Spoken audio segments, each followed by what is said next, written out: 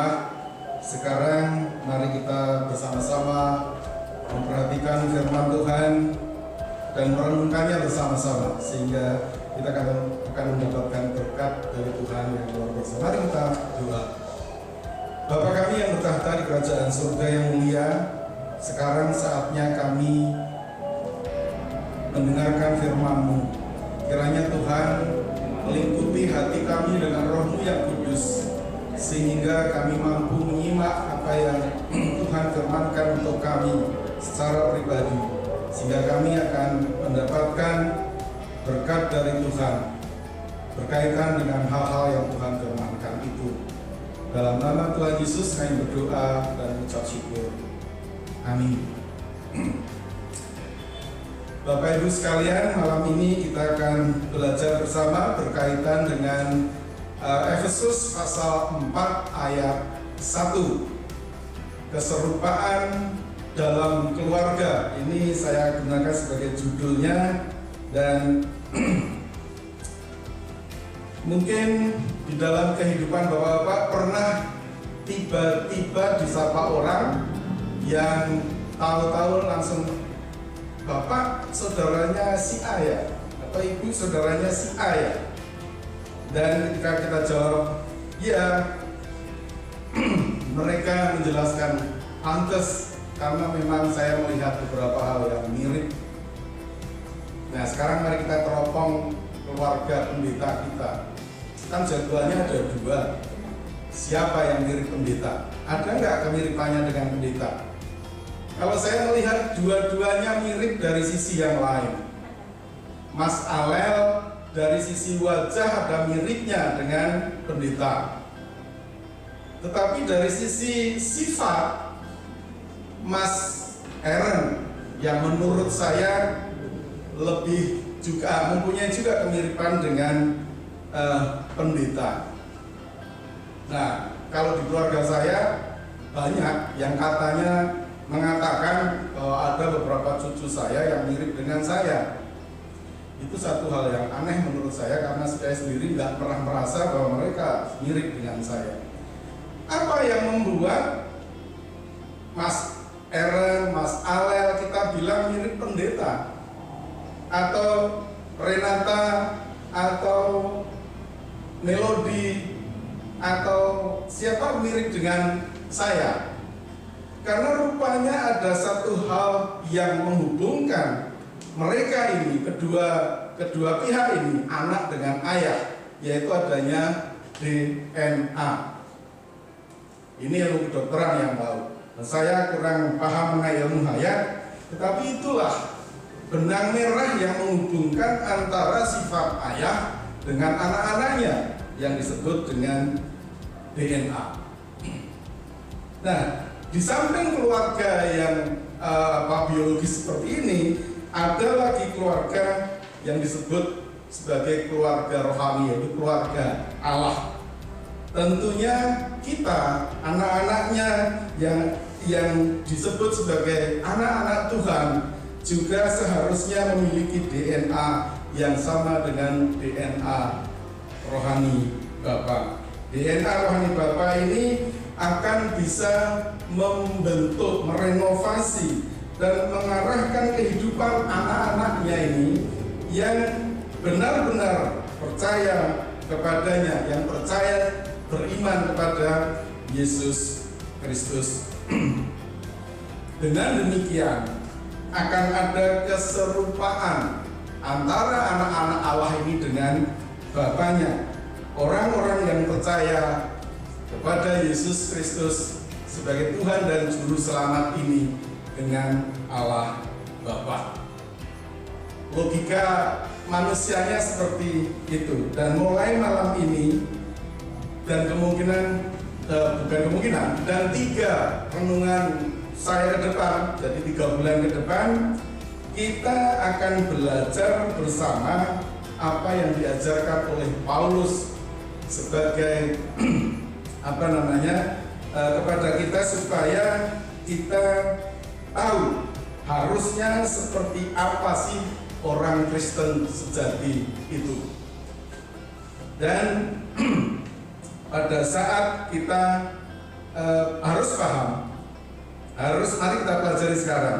Pada saat kita memutuskan menjadi pengikut Kristus, pada saat kita maju ke depan memenuhi panggilan Tuhan, memberikan pengakuan bahwa Tuhan Yesus itu adalah juru selamat kita, maka pada saat itu Tuhan memberikan modal awal yang belum pernah kita miliki sebelumnya. Mari kita lihat dalam ramalan Yehezkiel dalam pasal 36, Yehezkiel pasal 36 ayat 26 dan 27.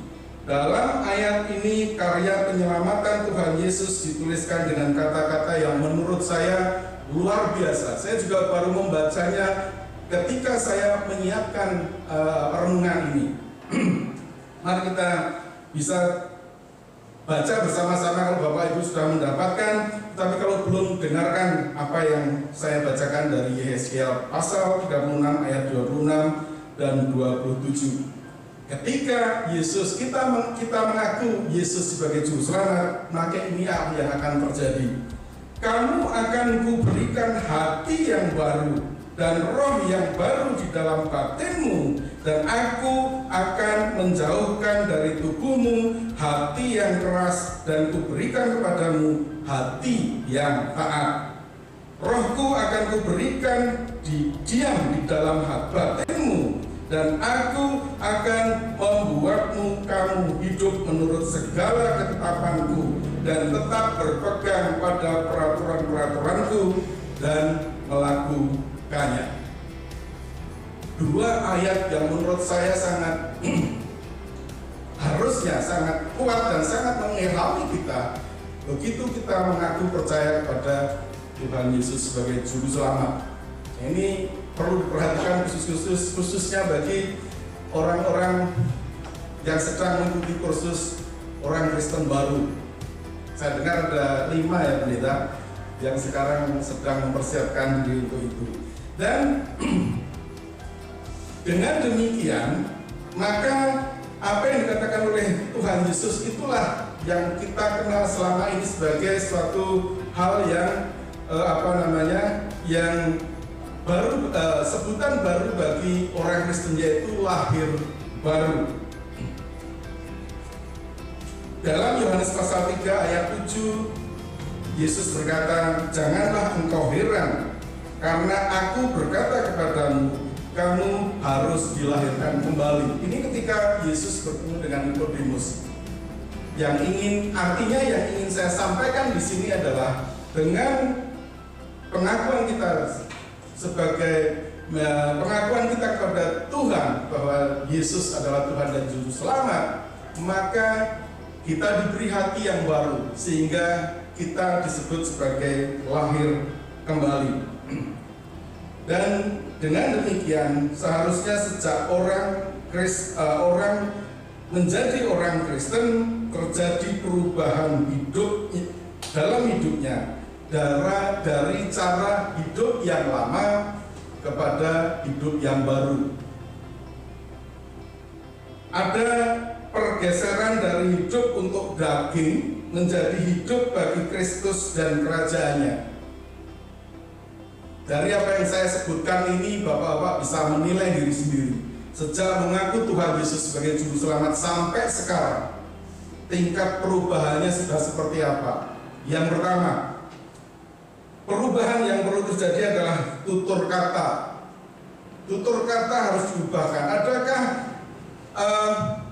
perubahan tutur kata dalam kehidupan sehari-hari sejak kita mengaku Tuhan Yesus sebagai Juru Selamat?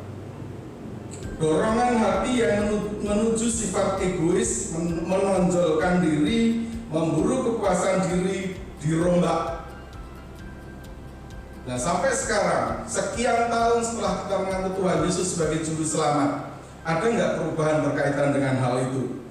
Dan yang ketiga, adanya perasaan bersalah dalam diri seorang Kristen sejati ketika dia mencoba menjalani kehidupan sama seperti yang dilakukan oleh dunia. Kita pasti punya penilaian terhadap diri kita sendiri berkaitan dengan hal itu. Padahal kehidupan kita, lingkungan kita sungguh berlawanan dengan apa yang diajarkan oleh Rasul Paulus ini. Oleh karena itu, Paulus di dalam Efesus pasal 1 memberikan nasihat kepada kita supaya kita menjadi orang Kristen sejati. Saya bacakan untuk Bapak Ibu sekalian, Bapak Ibu bisa mendengarkan atau ikut membaca di dalam hati. Efesus pasal 4 ayat 1. Sebab itu aku menasihatkan kamu, aku orang yang dipenjarakan karena Tuhan, supaya hidupmu sebagai orang-orang yang telah dipanggil berpadanan dengan panggilan itu. Nah, kenapa saya kutip bahasa Inggrisnya? Karena ini memberikan penjelasan yang lebih jelas bagi saya untuk menguraikan berikutnya. I therefore, the prisoner of the Lord, beseech you that you walk worthy of the vocation wherewith ye are called. Artinya sama Bapak Ibu sekalian, dan ada kata-kata yang harus kita pelajari bersama berkaitan dengan ajaran Paulus ini. Mari kita lihat. Yang pertama, kata-kata hidupmu. Hidupmu ini menguraikan berkaitan dengan masalah kehidupan sehari-hari. Apa yang Anda lakukan ketika Anda berkomunikasi dengan orang lain. Dan bisa dikatakan kata hidupmu ini disamakan dengan perilakumu. Hidupmu sama dengan perilakumu. Kemudian yang kedua adalah ini yang saya buat worthy, artinya hidup layak. Apa yang dimaksud dengan layak? Yang dimaksud dengan layak digambarkan di dalam tafsiran para ahli Alkitab disamakan dengan Mas Aaron. Kalau lihat, atau Mas Alel, kalau lihat mainan itu namanya apa, Mas? Bahasa Inggrisnya jungkat-jungkit, ya, bahasa Indonesianya Mas. Nah, digambarkan dengan jungkat-jungkit seperti yang ada di permainan TK. Dan di satu sisi di situ ada hidup layak itu kalau jungkat-jungkit itu adalah seimbang antara apa yang sudah Yesus lakukan untuk kita dan sudah kita terima dengan hidup kita. Hidup layak itu adalah kalau apa yang sudah Yesus lakukan untuk kita dan kita terima dengan hidup kita. Kalau di dalam di dalam penafsirannya itu layak adalah keduanya ini seimbang. Dan kita nanti akan diberi alat untuk mengukur apakah hidup kita ini sudah seimbang belum dengan apa yang sudah Tuhan Yesus berikan dan kita terima. Kemudian kata yang ketiga adalah kata dipanggil, dan kita akan mengartikan dalam arti yang berdasarkan konteksnya. Kalau saya manggil Mas Alel dipanggil Alel, itu artinya apa? Dinamai. Mas Alel kalau saya panggil Bagong nggak bakalan melek, karena namanya siapa? Al-Halel. Artinya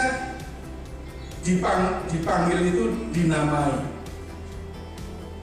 Terus kalau sekali waktu kita dipanggil oleh teman kita untuk makan bersama, itu artinya diundang.